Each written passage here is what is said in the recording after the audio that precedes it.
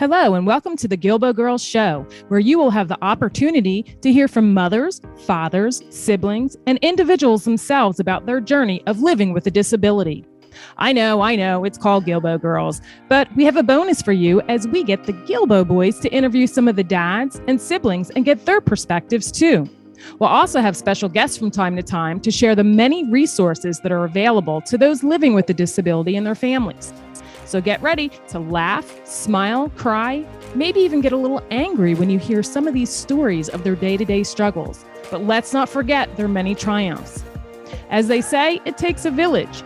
And if it weren't for our village, we wouldn't be where we are today. So join us.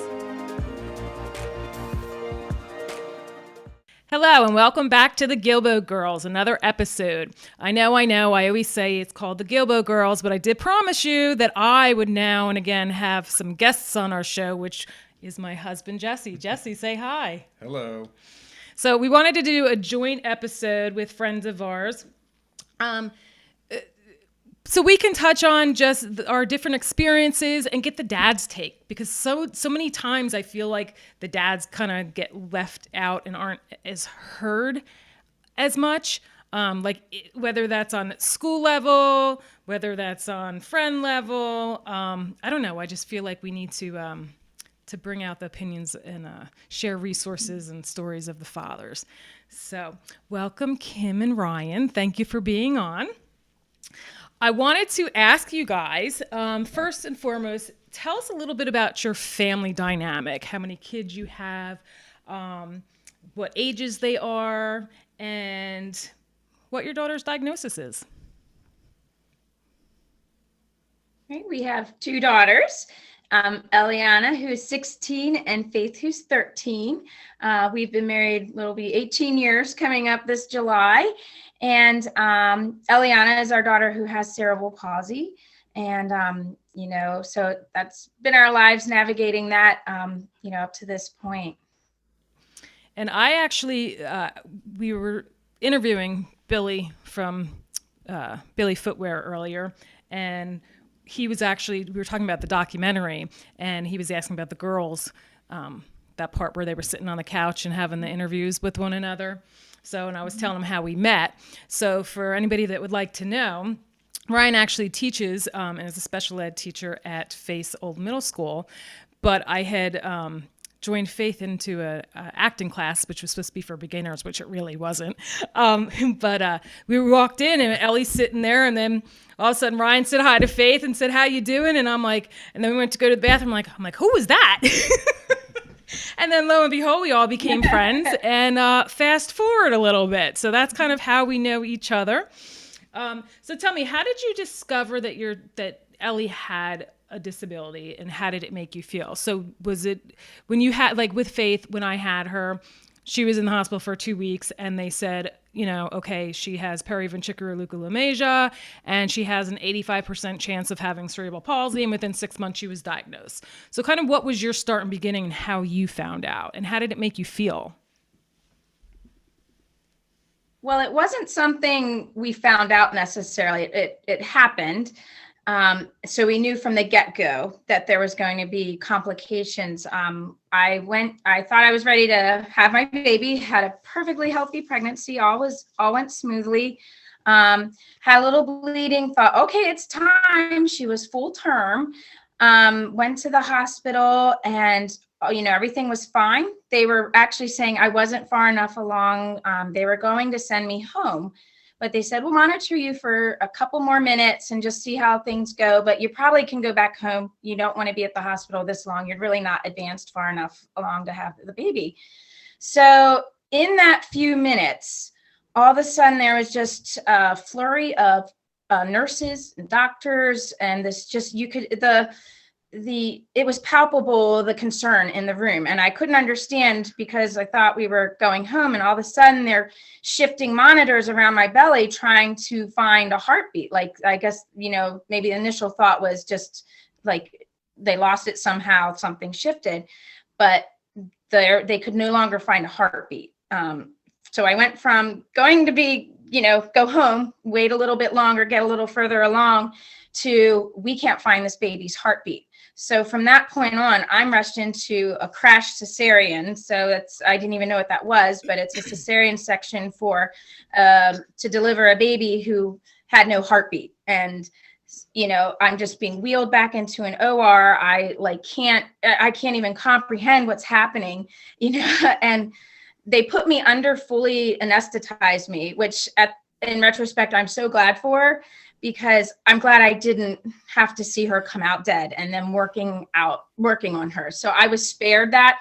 I always felt bad for Ryan because he's sitting outside of the OR wondering what's happening. He's awake and cognizant of this whole emergency going down. So you can probably share how you felt sitting outside of that room in a moment, about that. But so after Ellie was born, they spent 13 minutes resuscitating her. She'd already been without a heartbeat between 10 and 20 minutes from the time before she was delivered. So without oxygen, very long time. Beyond, I was told by a nurse they usually work 10 minutes to resuscitate, but they continued working, did finally establish a heartbeat, and she was then sent to Johns Hopkins NICU.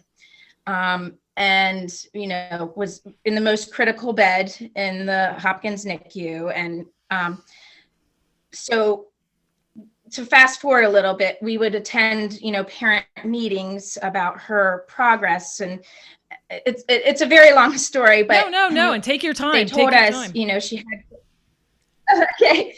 So, she's at Hopkins, the most critical bed, the most critical, baby, has severe brain damage because she was without oxygen so long. And, the swelling of the brain and, a lot of gray matter. And, initially they didn't know. Her face was so swollen. Her eyes just didn't have, and they were just flush with their forehead to her cheek. And, initially, like you said, going back to the upper Chesapeake, you get the news you're going to be going home, come back another time. From there, it was God's presence, because, we were there an extra 5 minutes. The nurses from the nurses station come running back in, and they're hooking up the fetal monitors and the ultrasound. And I saw the last beat of Ellie's heart, just boom. And then it's flatline. And from there, they're wheeling the bed. And, it was a Saturday night, so it's and it was July 4th weekend. Yeah, July 4th, July 2nd. Born July 2nd, but it was over the holiday weekend. Yeah. So luckily, there had been a scheduled cesarean earlier in the day, so the anesthesiologist was already there. The room was used and cleaned and prepped for the next one to come in. Like, everybody who needed to be there was there. Her normal OB was there, and had met us there initially. So when they went to the crash cesarean, I remember just walking with the bed, not knowing if I'm going to have my wife or my child, just like what's happening here. And I can just remember looking down and praying the hardest I've ever prayed, and I just, when people would talk to me, I remember shoes, not faces, because my head was just down in prayer. And you just, you say you're defeated. You just kind of, you just like, can't take that news face to face sometimes, So I can remember the anesthesiologist had these brown wingtip shoes, and he came out and I said, I hope the best for your family and your daughter. Nurses came out, gave us updates on Kimberly, gave me updates on Kimberly and Ellie.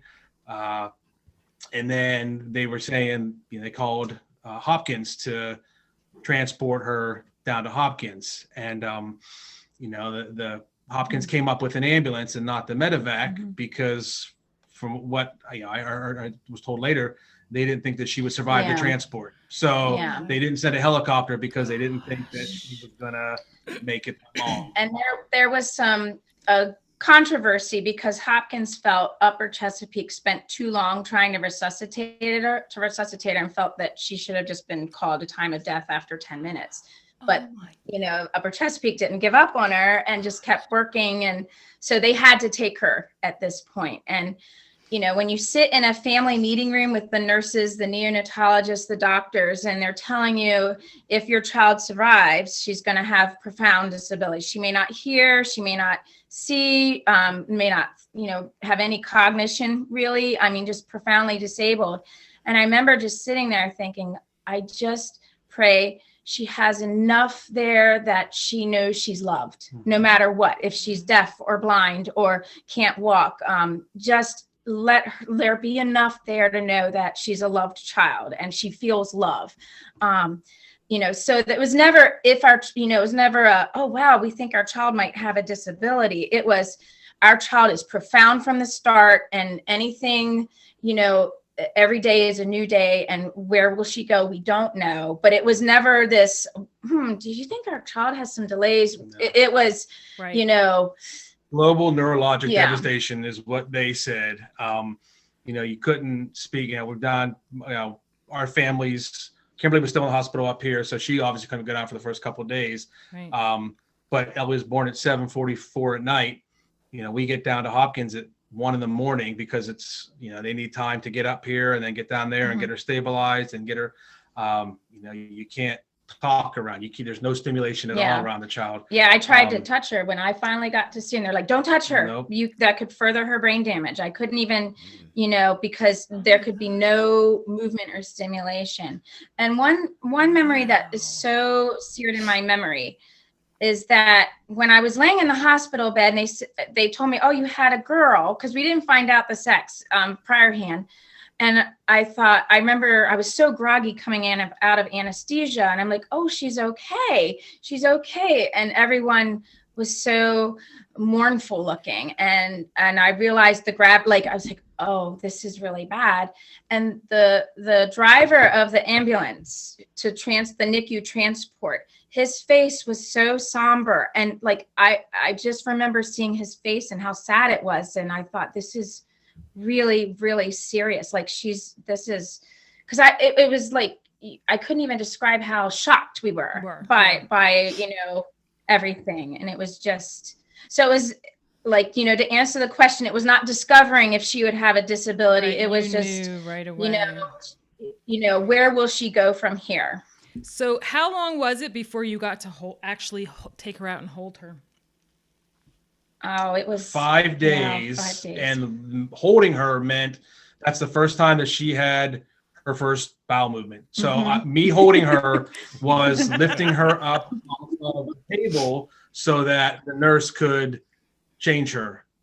So they had everything getting pumped out. And so the holding her was literally just having that little wool blanket under her back and holding her in my hands for a minute while they, changed her. And we had to wear the yellow gowns, like the hazmat suits, in order to hold her to prevent any infection. And then when I would hold her, and she had all these leads and lines and IVs and tubes, it was so cumbersome to hold her because you didn't want to dislodge any of the leads that were monitoring her vitals. And so it was very stiff, and this was our first child. So I had no context of holding your newborn baby, that was my first time holding, a child. We didn't have previous children. So how complex it was to hold her, and then wonder what's life going to be for this little baby. And she came through so much already, just let her make it, just pleading with God, just let her make it and know she's loved. And you have all the specialists. So, the first thing that came in was the cardiologist came, oh, her heart's all right. And then you get the lungs are all right, the respiratory, and those are all right. And then you talk about some other organs, and those are all right. And then the thing that wasn't was the brain, that lack of oxygen to the brain. And I can remember the neurologist. We'd have these family meetings, and I was so frustrated because you kind of want some definitiveness. What's it going to be? And I remember him saying, everybody so far was, you're going to have some profound disabilities. It's going to be a long journey, yada yada. And I remember Dr. Singer saying, we'll just have to wait and see. And I remember being so frustrated, like this wait and see thing. But I'm so glad that he did that in retrospect, because he didn't set a ceiling for us. Exactly. Wait and see, and that's kind of what we did. And, to see now.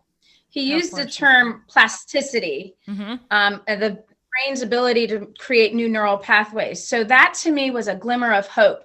We're going to read to we would have read to our child anyway, but in the NICU, she has got severe brain and I'm holding little books up, just turning pages so she can see color and shapes, just trying to stimulate, her brain. I'm like, we're going to build those pathways for this baby. Some of the nurses were upset. We hung a mobile up above her bed. And they're like, why are you hanging a mobile up for your child? It was a neonatologist. Oh, it was a neonatologist who said that. Yeah. And they, got upset that we hung the little mobile so she could see. And, because she said she couldn't see it. And I said, well, and they were also very blunt, too, but rightfully so, because she couldn't swallow her own spit. She had to be constantly suctioned. Right. She, the only really function she had was startle. She had a startle reflex, but she couldn't swallow. She couldn't suck. She was tube fed through the nose. And eventually they put a peg in her stomach and she was tube fed through that. She was released at 4 weeks. Right. We were lucky, blessed, whatever it be. Being a teaching hospital, the neonatologists rotate out on the different rotations. So the one, you go from the teaching rotation into the actual clinical rotation so about 2 weeks in, another doctor rotated onto our case and into the NICU. And he said, well, have they tried different medications to thicken up her secretions? And we're like, no, no, we know nothing about this. So he put her on some medications to thicken up, and she was able to manage her sucking and swallow, her secretion. So she wasn't choking all the time on that. So our experience with one of the neonatologists was different than the others. The one was very much, I would say Dr. Doom, but it was all the negatives. And then this other one was like, well, let's try this and let's do this. And through that, we got moved out of that critical bed, still in the NICU, but we got moved into more of when they saw the family involvement, into more of a single room where we could be. And and then at 4 weeks, they're like, well, we're going to send her home. We'll show you how to insert her nasal feeding tube if she were to pull it out, which was terrifying because you can puncture a lung putting that in. And we were like, oh my gosh, we're taking home this baby who, it was just such a whirlwind. She had then at 5 weeks had to come back to get the feeding tube surgery in her stomach because they said she wouldn't have the ability to chew or swallow food. So she got that. And then a week later, with the blessing of her pediatrician, I tried breastfeeding her because I'd been pumping, and my pediatrician's like, look, you don't need a swallow study. If she chokes, help her get it up, but it won't hurt to give it a try. So at 6 weeks, I tried nursing her, and she took to it. She started breastfeeding and was thriving off breast. Like, she coordinated this child who couldn't swallow her own spit just weeks before was coordinating the suck, swallow, all that goes into breastfeeding, which is hard for even typically, neurotypical babies to coordinate all that and can't breastfeed. She learned to breastfeed and she grew. And by 5 months of age, they pulled the feeding tube out because she didn't need it. She was, she went from, completely neurologically devastated to coordinating the ability to breastfeed. And she did that, for 14 months. And when they sent us home, they said we should have gone to Mount Washington to, because she was still, being fed to the NG tube. And they said, go home. And essentially after she started breastfeeding, we used the pump, the medical device, just to pump the medication. She was on phenobarbital for her, because she had some seizures after birth there because of the neurological issues going on. So, but we just used that really at nighttime to feed, do the phenobarbital, with her. And sometimes at night, we do the feedings overnight. But for the most part, she did well with the eating. They let us do after about 6 days, they started letting us do, or maybe 7, whatever it is, some kangaroo care. When we got into our own private room, you let them do the, and that's where, you develop a lot of that and that skin to skin contact. And our nurses were absolutely wonderful. And we still have contact still with the contact nurses. both Upper Chesapeake and Hopkins. We have and we can talk about that later. The what that has actually turned into. So Yeah, really yeah. I definitely want to hear about that because I saw you post about that. How much did she weigh when she was born? And the nurses, 7 pounds. So She was she was a giant in the NICU. She was a full-term baby. Okay. 7 pounds. Yeah. They didn't weigh her. They did. They estimate she's about 7 pounds. She was full term, so she was normal. The nurses actually fought over getting to hold her when it's because the NICU is so many tiny fragile babies. Right. When overnight they would argue it's my turn to hold her because big baby to hold. But weight actually came. They didn't weigh her initially, and then it was always in kilograms when they would put it on her chart. And I'm like, I didn't have a phone to convert kilograms to pounds, and so I was like, I don't even know what she weighs, but so she was a good size. So she had that to her advantage, her size. When you talked about that it was 5 days to hold her, so with our son, he was 2.5 pounds and he was in the NICU just under 2 months. So I didn't get to hold him at first, and all I did with him, they whisked him away.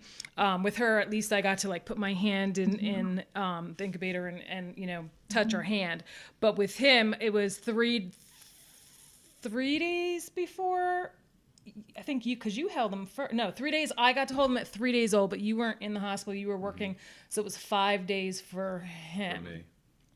And it was about an hour and a half to 2 hour drive. This is when we lived in Florida.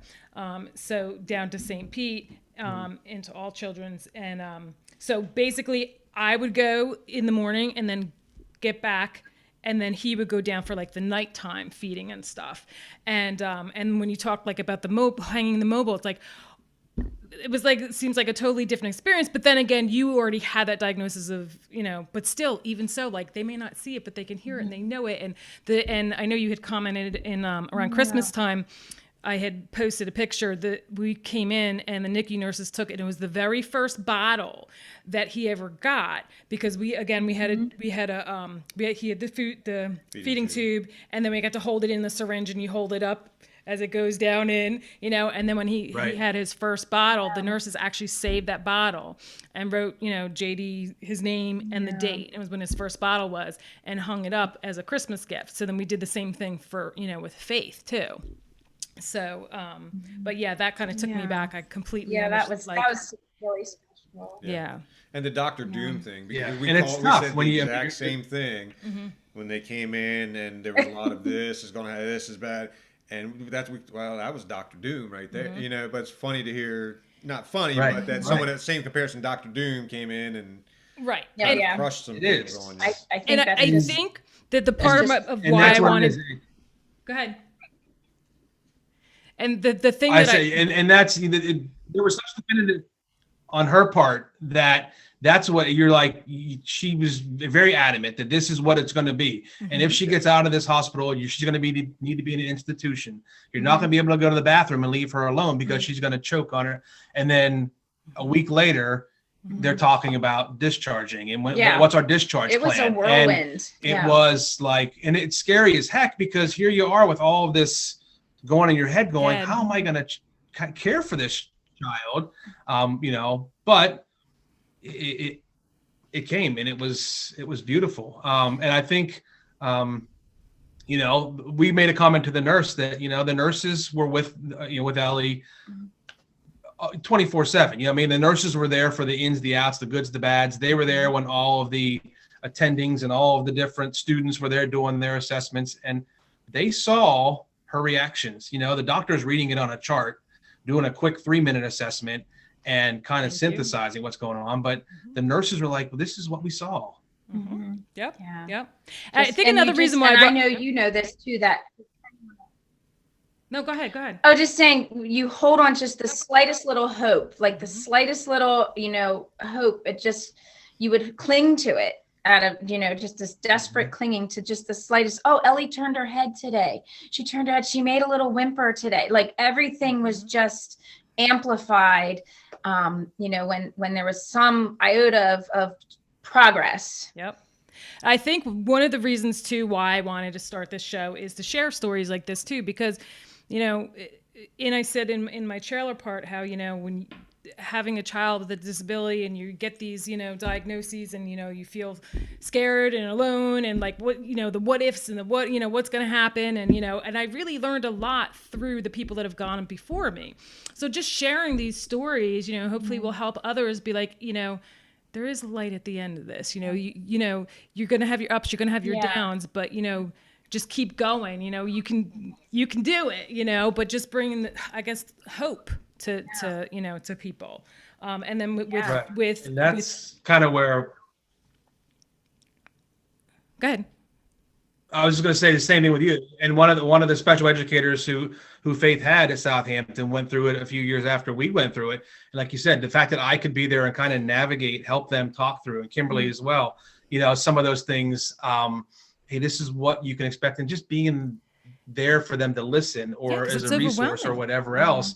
And look at where we are now 2 years out. And it looks very dire right now, but look at what it could be. Yeah, absolutely. Let me skip for that for a minute. So after you had her and everything, and it was time that, you were going to have your second daughter, like, did you question? Because I know I questioned. I mean, it took us, finally, it was 4 years. They have a 4-year difference, but it took a long time for me to say, I really want another kid.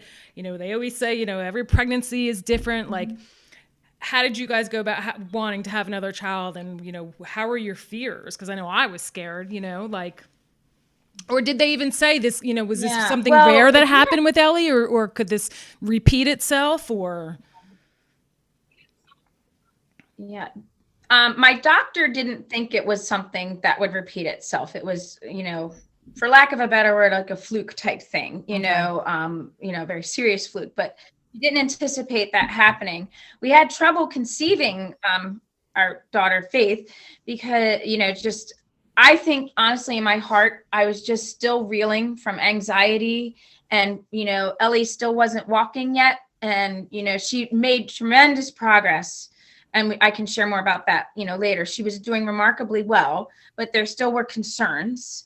And so I think the weight of that and just the trauma of her birth experience and being in the NICU, I think just shut my hormones down. Yep. So it took a year and a half to conceive Faith.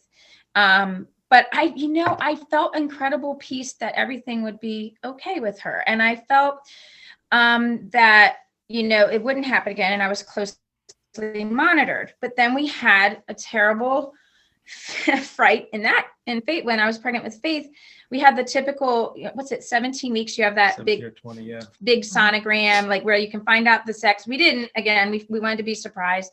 And I go and have the sonogram, and I get a call later from a doctor saying, there's cysts on your baby's brain, which can indicate trisomy 18, trisomy 21, things that are incompatible with life beyond, a year. This could be very serious, genetic anomaly. That was Friday about 4:45. Yeah. So, you had nothing's available on the weekend. So you're reeling all weekend. So I'm like, here we go again. Here we go. It was just it was devastating to have that happen. It was like a totally different thing from what happened. Ellie was, oxygen supply cut off. Something happened in utero to cut off that lifeline. This was a genetic thing, a different thing altogether, but equally devastating. So we had to wait to get an appointment for a more detailed sonogram. And I got a blood test. I initially refused blood tests before because I'm like, what difference does it make? I would never terminate a pregnancy. What'll be. So, but I did get that genetic, like that blood test that can indicate if there's. So that came back, results were good, like everything looked good. So that was a little measure of peace. And then we had that sonogram at Sinai Hospital, and everything looked great. But there was like a 2-week period of just like, how am I gonna, this baby might not survive. I had another baby who was on the line. God, how, we're a faithful Christian. And I know that's an immature view of your faith when you start saying, I've been really good and we've been faithful. You better come through for us. I know that's terrible. You're bargaining. That's called bargaining. Yes. And bargaining is wrong, and it's so wrong and so awful. But you're human. Go ahead. It's human nature. So I started the whole bargaining thing all over, and knowing God's will often does not, align with our own. And I know that cognitively, but at the time, I'm raising my fist like, God, it was just so. But after that, and all that got cleared up, then I don't know, I did feel like pretty good, like they monitored me. I was at the hospital getting tests they were really just on it, had a planned C-section. They waited, so I didn't go quite, to 40 weeks. I guess, was it 38 and a half or it's 39. Yep. So they did it a little late enough that everything's developed, but early enough so we don't push it, And the same doctor and same two nurses who delivered Ellie, were there to deliver Faith. Yeah. And the two nurses who delivered Ellie, the one did the compressions and one did the bagging. So they both scheduled to be on that day and were there when she was delivered. Yeah, like a happy reunion. Right. So amazing. That was a comfort to us because we had seen those nurses and that doctor for the 3 years. And they didn't give up on Ellie. I felt like, if Ellie had been born anywhere else, to any other staff, I think she would have been allowed to perish and or not been revived. Right. But the fact that they just didn't give up on her, and we see where she came from, all that, Right. And go ahead and share that story. No better than time now. We're talking about the nurses, so go ahead and tell me that story. Share with us. So we still keep a relationship with nurses both at Hopkins and at Upper Chesapeake, but particularly with Upper Chesapeake.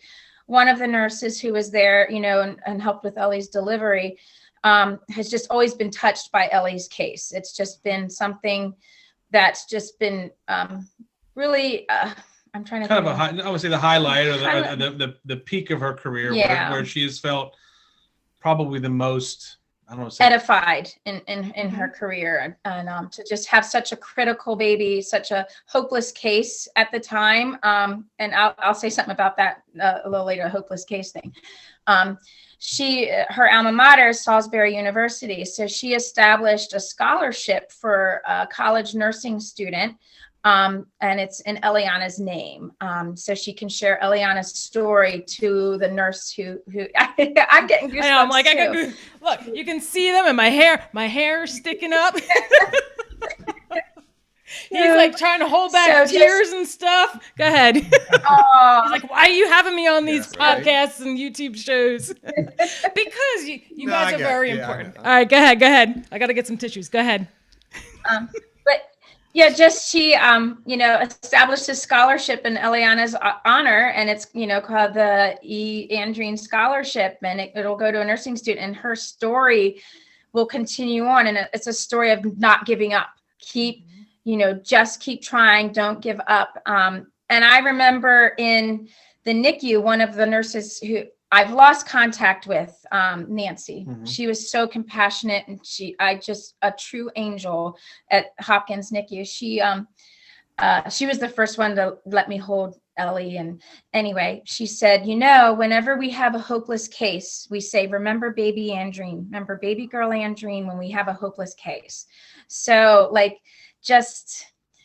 she's touched a lot of people in the medical field and just given a reason for, their and I just want to interject. I just want to interject too, because I know when Faith's documentary was on, Ellie was talking about, how she doesn't like the word people say she's an inspiration. Mm-hmm.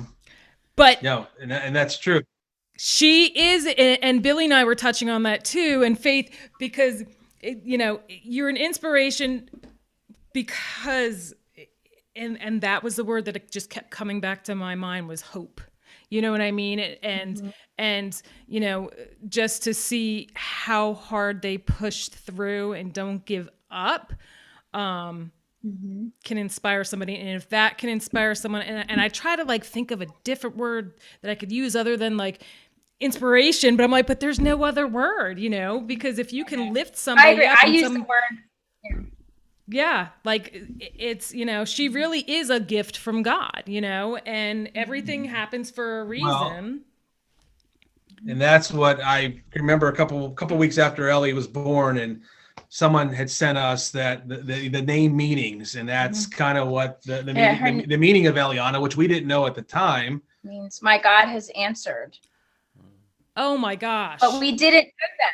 We didn't know that when we named her that. I just thought it was a pretty name that no former students I ever taught had that. Right. So Wow. we liked it. But yeah, so it was just, you know. And then something I thought about, like you're saying, how they're. It's okay, talk. How they're an inspiration for other people. And they might not realize it. Yeah. What she went through and passed on to those nurses. And what they passed on to other people saying, don't give up on these kids. Maybe how many lives she saved or impacted. Because of that. Yeah. Right. And one of the things, and again, this is all I'm gonna say hearsay, but when Ellie was worked on, resuscitated for 13 minutes, you know, at the time, like that 13, 14-minute time was like that you have to call it, you know. And Upper Chesapeake really came down on the doctors and the nurses who worked on Ellie and basically instituted a 10-minute, you know, after that, from what, you know, we were told is that, you know, and if that's the case, and if it's, you know, the Ellie would have been, they said it, let go, you know, and like you said, you want to inspire, you want to have the, you know, give more chances and more opportunities to more families, but it was kind of the opposite from, you know, from what I understood, you know, at Upper Chesapeake. And how long did you have to go to like for therapies and stuff? So she had to have OT, PT, speech, all of that, correct? Yeah. Infants and toddlers would come to our house and provided PT and OT services. And we would head to Kennedy Krieger. And we went to Kennedy Krieger initially too. And then at age 3, because she did not have speech delay or cognitive delay, she lost OT and PT. In order to get OT, PT services, you have to have cognitive or speech delay, which was very frustrating because she did have some, you know, significant motor delay issues. And it, you know, it followed her into school. It was so frustrating because she was a successful student cognitively. She lost services to help with fine motor. Right. You know, now everybody really, you know, looked after her and supported her. So I can't say enough positive things, but the rule itself that fine motor and gross motor have to be related to those deficits in speech and cognition was frustrating as a parent, you know. So we sought out private OT and private PT through Pediatric Mobility in Forest Hill. Cannot say enough positive things about pediatric mobility. Awesomeness. Yes. Shout out to Jessica. Jessica Meyer, fantastic. So encouraging, so wonderful with Ellie. I just adore Jessica. Really helped us. And thank God we have great insurance that, you know, we only had to pay like $20 co-pays. You know, I can't imagine if we didn't have insurance coverage, you know, would that have been possible? But, you know, at the time where that was, you know, we were still going to Kennedy. She got physical therapy through Kennedy. She got OT through Kennedy Krieger. It was just tough to go into the city and tough to, you know, do all that. And up in Hartford County, there wasn't a whole lot at the time. And when we heard about pediatric mobility and Jessica just kind of really coming up, she was in a closet at aquaculture, basically, like a small closet of a room at aquaculture swim school before she moved to that other location. And just, you know, and just her encouragement, you know, for us as parents with her and the positivity, she helped get her into SMOs for her feet to straighten because her ankles caved in to help straighten them out. And she really connected us with that, got Ellie from being really overpronated to perfect foot position through orthotics and therapy, which, you know, is incredible. So those therapies were really essential. And then she loves, she has no need. She got out of them kindergarten time. Okay. So she no longer needed them and has, you know, corrected that. But she also, we put her in swim lessons because she loved water, couldn't get enough, would go underwater, crazy kid, like all the other babies are screaming and she's like, go underwater. She benefited from just being in water. Like, so it wasn't a formal therapy, but we made sure she went to swim from the time she was 6 months, you know, at the therapy pool where it was nice and warm, at Arena Club. And we just kept finding places to keep her involved in swimming. We did that, and we did therapeutic horseback riding. Oh yeah, I forgot all about that. Did you do it at CTR? Over CTR? 2 to 18 months to when Faith was born. We say it again. Did you have her do therapeutic horseback riding? We did it over at Chesapeake Riding Therapy. Chesapeake? We did it at Freedom Hills over in okay, in Cecil County. Yes. Mm-hmm. Yep. So he was on and Ellie and Kim were on when they did the extreme makeover over there. You guys were on the episode, you know, over there. Yep. Faith went there when she was a year and a half. We used to go there. Yeah. Okay. So the physical therapist we had worked with had said, through infants and toddlers was in she lives in the community. She was friends with our pastor at the time. You know, really, and she would go over with us and, you know, do some sidewalking and help with the different exercises. And she volunteered her time. Right. She was not being paid for that. And she volunteered her time to come over and walk side by side with Ellie on the horse and everything. Yeah. So we did the old barn, and then we did some of the new barn when it was made over. And, you know, Lisa came over and, you know, worked on things because Ellie was really, you know, that core, it was, you know, without her walking, you know, needed all that. And, you know, she couldn't roll over when she was little. Yeah, we had to do a lot. No, she rolled over. She couldn't sit up. She couldn't sit up. She rolled over. She just couldn't crawl or really sit up. She rolled everywhere and scooted on her back. She had a bald spot on the back of her head because she just scooted everywhere. So she found a way to get around, even if it was unorthodox, but she found a way to do it.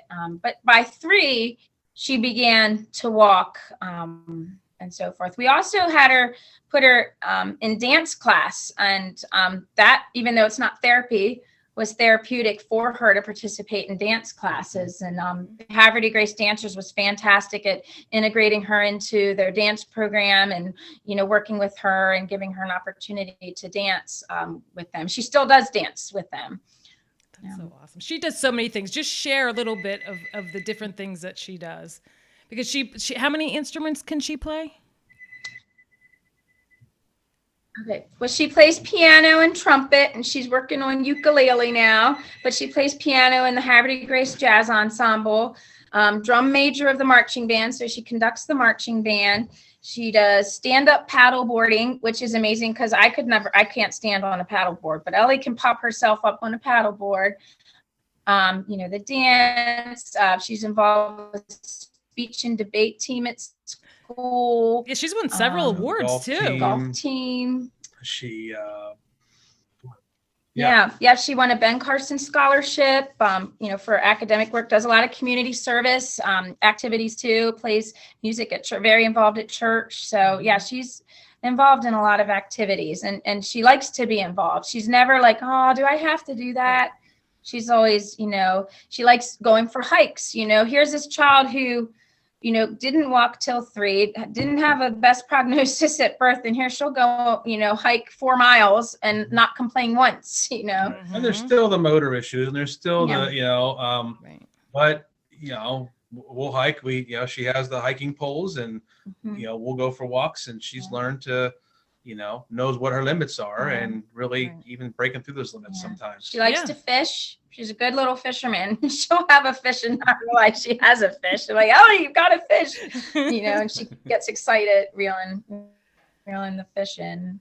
That is awesome. And I think I remember back, she was 7, and there was a camp, Loser Training Wheels. You know, and the cutoff was 8. You needed to be 8. And she wasn't going to turn 8 for a little bit longer. And, you know, I called the lady who had run the Partners for Success at the time, and she said, well, let me talk to, you know, people who run it. And, you know, she got in, and just being able to ride a bicycle at 8, that gives you a little bit of, you know, I mean, and it was on the rollers, and it wasn't independent then. It took us, you know, another year after that before it really became a little more independent. But, you know, having the modifications on the bicycle and just kind of being introduced to the people who could adapt and could help you know the ways to help a child. So And now she can do a 20-mile bike ride. We did a 20-mile bike ride on the Wow. NCR trail last year. And so she's a trooper in that, you know.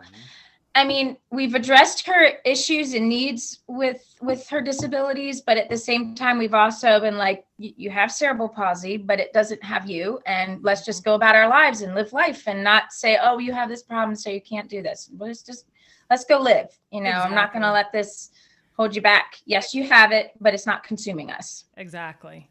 Absolutely. So actually, that's kind of that was actually really good advice, because I was going to ask too if there was something, any advice that you could give someone going through a similar situation. What would be something that you would tell them? What advice would you give them? I think don't put the limits on yourself, and just be as you were. And I think a lot of times, people would do for Ellie because they were scared that she couldn't do, or they would pity her, or they would feel bad that maybe it was harder for her to do. And that's not helping them out. They need those independent skills. She needed that to be pushed so that she can have that. And it's easier for me to take something from the table to the kitchen, but I'm not always going to be there to do that for her, and like even today with her soup bowl, taking it from the dining table to the kitchen, and it's hard. Her hands tremor. She has a hard time carrying a soup bowl, and soup's splashing out, and it's, I just let it splash out and, just said, come clean up what splashed out. But it would have been so much easier for me to pick it up and take it in the kitchen and not have splashing out. But it's like she's, needs to be able to do these things and have opportunities to practice their skills and learn compensatory strategies. Right. And she does. She'll hold things against her to steady her hands. But but that can be frustrating, and because you just hate for simple things to be hard. Right. For her like that. So that's been a challenge. Yeah, and that's one of those things you look at when by those tasks. How can we do a task analysis to see, how can we break this down to get you those skills to be able to do it? Or just, knowing, hey, if I'm spilling soup the whole way into the kitchen, getting that paper towel and cleaning it up so I'm not going to be slipping on it on the way back. And and it's not funny, but it's just ironic that here you have a child who has trouble carrying a bowl of soup from the kitchen, dining room into the kitchen. We're teaching her how to drive a car. She has an adaptive, we have did you get it adapted? So that she turned 16, and that's something that we do. So we got the car adapted, and have the left foot gas pedal that you can clip in and do that. And for hands that tremor when she does things, when she's holding that steering wheel, she's good. And there's a girl who has some spatial awareness issues and some attention issues that but when she's in the car, we've driven probably 90 hours together, over the last year, or over the last 6 months, 8 months, whatever it is. And she's doing magnificently. It's going to be delayed. She's not going to get her license, right away. You still have adaptive driving lessons to go through, 2 more lessons to go through, and then practice after that. But that, being hooked up with the person out in Frederick, who can teach her those skills, and then him referring us to the people out in Hagerstown. And again, it's just sometimes tough to find these adaptive places. We're driving to Frederick for driving lessons, we're driving to Hagerstown to get the car adaptive, so it's not right in our backyard. And so that's, I guess, makes it tough, but that's what you do as a family. That's what you guys have done for your child, your children. That's what that's what we do. So but back to that irony, like the soup bowl, just struggling. She struggles to carry a glass with the beverage in it, but she can sit down the piano and play piano beautifully. It's like just such a slight change. What's that? I said she plays it so gracefully, like it's beautiful. She does such an amazing job. Yes.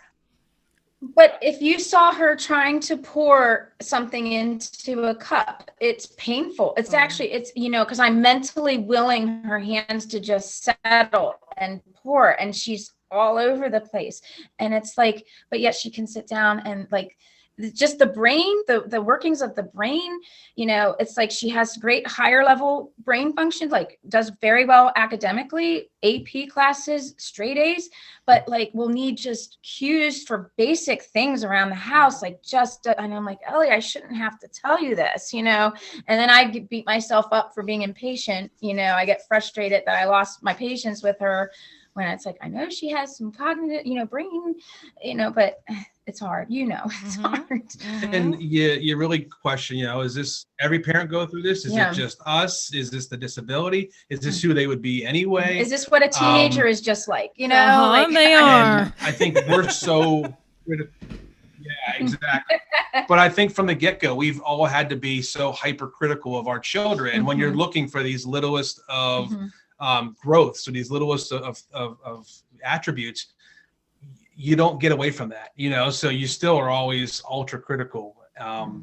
And, you know, sometimes that critical comes off as being frustrated or being grumpy or grouchy or this or that, when in reality, it's just you're concerned and you want them to keep progressing. Yeah. So I want to switch gears a little bit and talk about marriage. So I read I was reading some of the articles, and it talks about how it says couples who have children with special needs often report low marriage satisfaction. Fathers can be overwhelmed with the challenges that come with raising a child with special needs. This anxiety can sometimes cause fathers to become less involved in their child's life. Encouraging fathers to become involved in both the physical and emotional care of their children can help strengthen and parent and child bond and improve the child development. Raising children with developmental, emotional, behavioral, or medical special needs impacts a marriage. The impact is determined by the manner in which the couple handles intensive child-rearing demands and related stressors. Juggling the seemingly endless logistical and emotional issues associated with parenting children with special needs can cause couples to make the relationship much less of a priority. The couples that do well under these circumstances are those who find the ways to stay connected to each other. So I know, like, for Jesse and I, we've always worked it as a team, and I always find, you know, they say having a child with special needs either, you know, makes you or breaks you, you know. But I always say to him, I'm like, it's bonded us like no other, you know. And it's so tragic to see those families that don't make it, you know. So having a child alone changes the dynamic anyway, you know, of a marriage, but having a child with a disability brings it to another whole, you know, part of the marriage. And I'm grateful. And I just have to say too, I mean, I didn't know you guys while Ellie was growing up, but just from the short time that I have had interactions with you, Ryan, you were definitely a hands-on father, you know, and you remind me a lot of my husband too, you know, and he was always there, you know. I knew I was never alone, you know, if I was having a rough time, or, you know, he was there for the diaper changing, he was there for feeding, he was there, you know, if I was just wanted to scream or just walk away, or, you know what I mean, you know, there were times where we might have bickered, but we never fought, and we never, we always just kind of leaned on one another, if you will. How did it change you? Do you find it brought you guys closer? How was your dynamic between the two of you guys? I know that was a lot. Well, I mean, you really kind of took the words out of my mouth. Like, everything you said about Jesse, I can say about Ryan from day one. And I recognized that within days. I'm like, I am so blessed to have Ryan, because there are many, many guys who would just be like, I'm not down for this. Yep. But Ryan was hands-on, you know, cleaning, you know, he would, when she was being tube fed, he would like get up at night to handle that so I could sleep, changing diapers, all that, participating in her therapies, doing, you know, fun things with her. So the fact to have so much support from him, you know, made it bearable for me to you know, get through Through it. the scary times, the unknown times. You know, I think we've, like you said, leaned on each other. We've always leaned on each other. There are times when Ryan's been frustrated or I've been frustrated, and we take over, like, all right, I'm in, you know, like tag you're it. It's like, you know, so, and we can read that. And I, you know, sometimes it's not tag you're it. Sometimes it's like, I can remember one instance in particular, and, you know, being a special educator, you're around students who have a multitude of disabilities throughout the day. And we had planned before Ellie was born that Kim was going to take her, she was going to stay home, you know. We co-taught together. So Kim and I have taught together in the same classroom for, you know, 5 years prior to, you know, having Ellie, you know. And so, but I can remember coming home from school and still having my work bag and everything on, and her standing at the top of the stairs and just holding the baby, like, here you go, you're on. And I'm like, oh my God, I'm not even in the front door. I'm on the front stoop. I have my bag here, and you're throwing this child down 3 stairs at me, you know? And I'm like, oh, how was your day, honey? You know, you know, and I can remember just even before that, you know, like, you know, it'd be weekends, and just like going into the bathroom and turning the shower on so you wouldn't hear her cry, because Ellie would cry and scream incessantly. So that was something that, and I mean, we would take 8 showers a day just because you could be in there and not listen to the crying, you know what I mean? And just to get a little bit of, you know, if it was, you know, too bad outside. But I think it just, that focus on the family and knowing that, you know, it's kind of what, you know, that's how I view myself. You know, I don't view I mean, I'm a dad, I'm a family. That's who we are. And it's all about that priority. It's kind of what you wanted to do in life. You know, when people say, oh, I wanted to be this, I wanted to be that, you know, I wanted to be a dad and a family, you know what I mean? And that's kind of, the job's important. Yeah. All the other stuff's, you know, kind of makes me up too, but that's the importance of it. And, you know, people at school would, you know, I feel sorry. Yeah. You have to go home. I don't feel sorry. Like, I'm happy that I get to do that. I'm joyful that I get to go home, and, you know, it might not be what you deal with at home. You know what I mean? And, you know, no, I'm not making it to the happy hour. I'm not making it to happy hours, guys. And no, I'm not going to be doing this, that, or the other thing, but that's all right, because my priority is somewhere else. Right. I have to share a little story now too. And then I want to go into what your words are. But so Jesse, when I was on bed rest for 42 days in the hospital with Faith, and so JD was diagnosed with a mild form of CP, and he was up on his toes a lot. Well, Jesse used to race BMX bikes. So when the track reopened, he started taking him down there, and he learned to ride a bike. What was he? 3, I think. So he took him down to the track. Well, later on, after, you know, Faith was home, those guys started racing and stuff, right? Well, he ended up breaking his arm, or was it your wrist? My wrist. I almost said something about this when we were talking about the diapers. And he knew. I didn't even have to ask. He knew. He put a sock over that cast so he could hold her. I cut a hole in it for the fingers so I could do the diapers. And if I got a mess on me, I could pull the sock off and wash the sock. But I was not getting away with that. But when I broke it on a Saturday. I didn't go. It's not broken. It is not broken until Monday. And then it started changing colors. Oh, man. Yeah, I'm going to have to go to the doctor. Yep, I did not want it to be broken. But he still didn't get out of Stubborn. it. No way, no how. No, I had a job to do. So. Well, I just want to thank you, men, because, you know, you guys have been amazing. Amazing. I second that. Yes. So, but back in 2019, I ended up starting my own business called My Intent Maker, Karen Guilbault, and I had gotten a gift from one of my senior directors. And you choose a word, and then you get it hand stamped and put on a bracelet. So we were going back and forth with words and everything. So since then, when I started to start the show, I wanted to gift all of the guests with a token with their word and put it on, you know, either a bracelet or whatever. And words are so meaningful and they're so powerful, and, you know, we're so inundated with all these the craziness going around in the world, you know, and also too, it seems like it brings up meaningful conversation. So with the way the social media is today in this world, and it's like everybody's texting or on their phones or Facebook or Instagram, and a lot of they're not having like face-to-face meaningful conversations, and that's kind of how that had come about. And it's a conversation piece too, to start with other people. Oh, what's your bracelet say? And then you get them talking about your word and why it's meaningful, to you. And there's so much meaning. There was people. Just for example, I'll do a few examples. One, there was a gentleman when I was watching the YouTube video on it.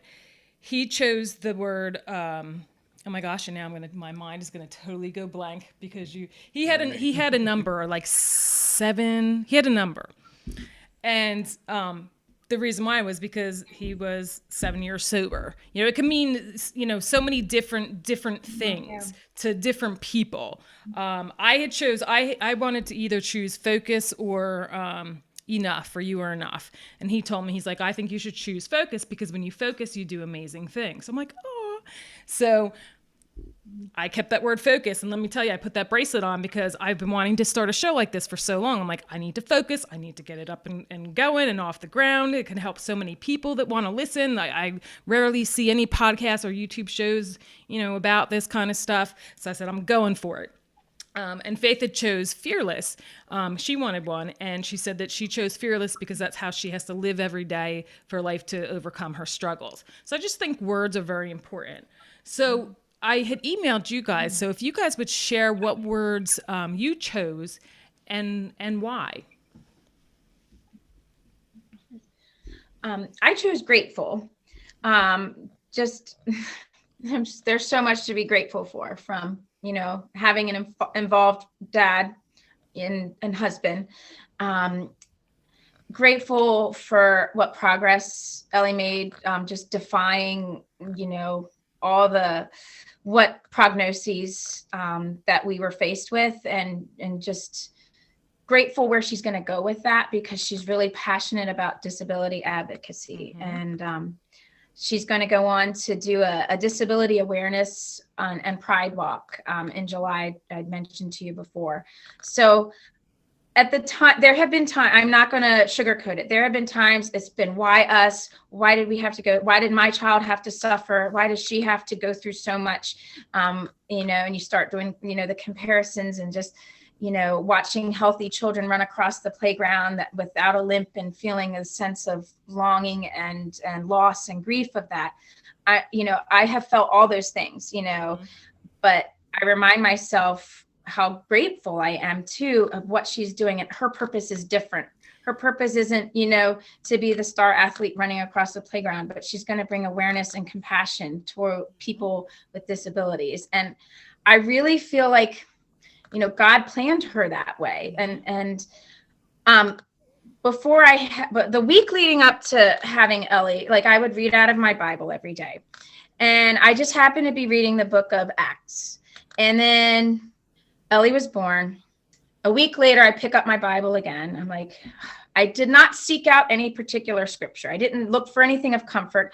I just picked up where my bookmark was. Mm-hmm. And what I picked up was, it was in the book of Acts, chapter 3, was the next place I'd left off of. The day I'd had her, I'd finished chapter 2. And chapter 3 is Peter heals the crippled beggar.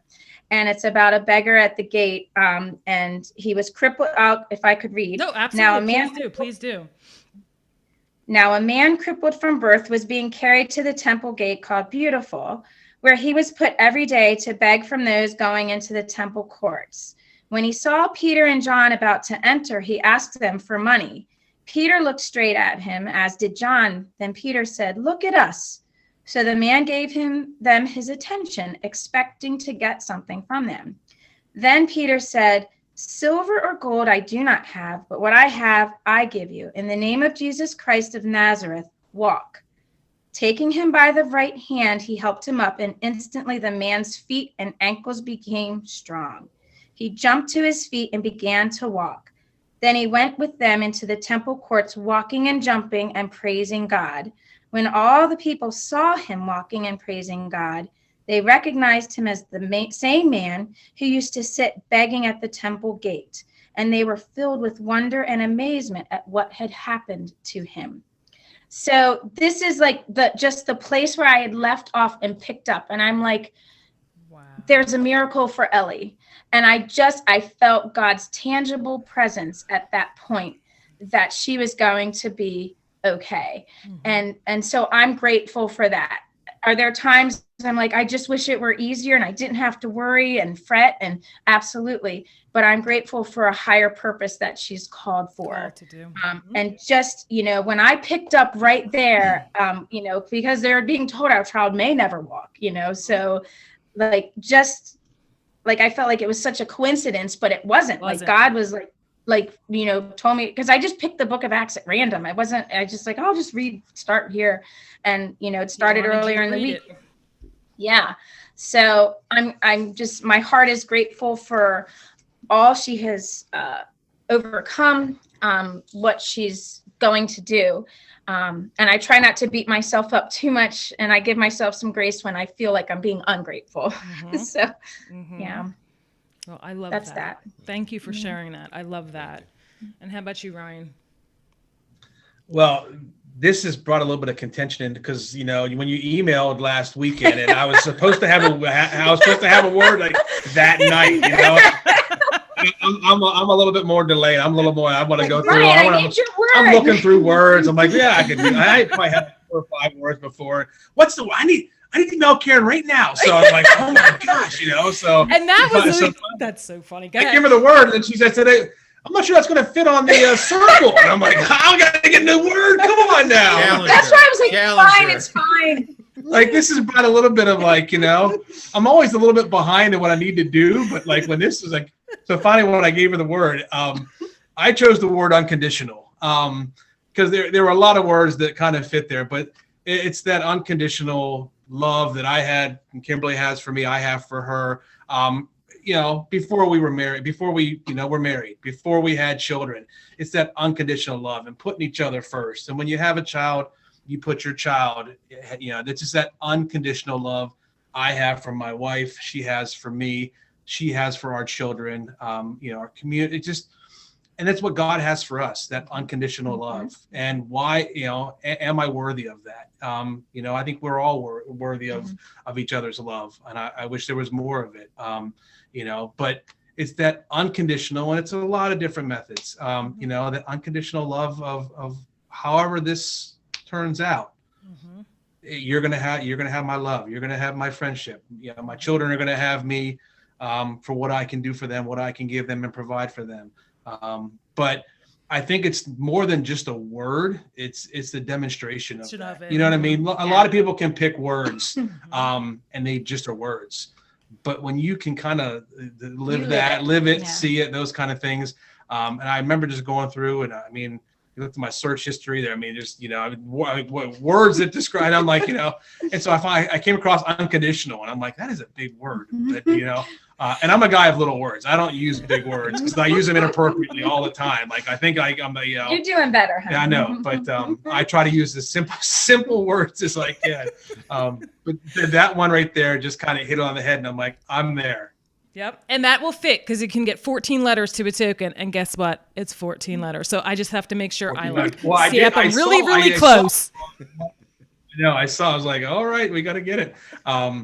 But I think that's what it is. And I think it's been the unconditional support of our family, our friends, our faith, our, the people at church, our direct families, our extended families, our friends.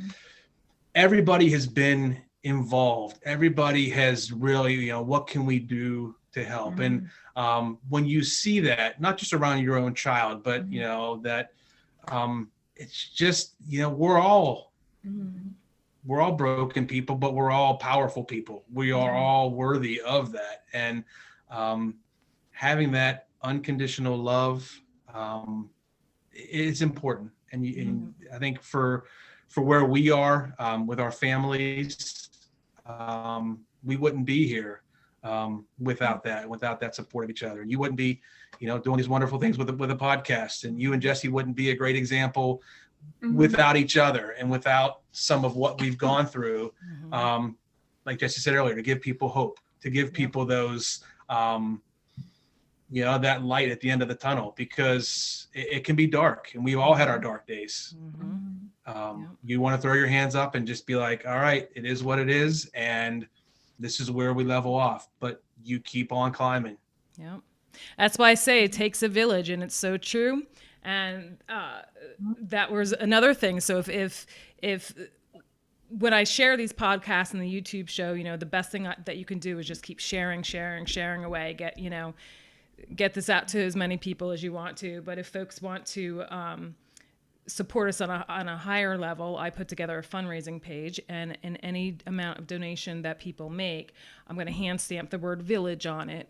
And I'm going to go ahead and send that to them in appreciation, because it really does take a village, and like you say, how many people have supported you.